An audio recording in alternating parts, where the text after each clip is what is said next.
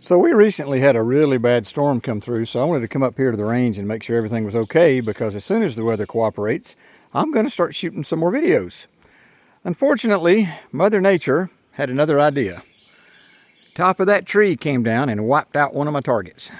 Thankfully, I can get new wood and rebuild it, but it is literally buried. And this was the one that was featured in the most recent video, the 22 with and without suppressor. You remember that video? Yeah, okay. Well, there's the target now. Okay, time to do a little repair work.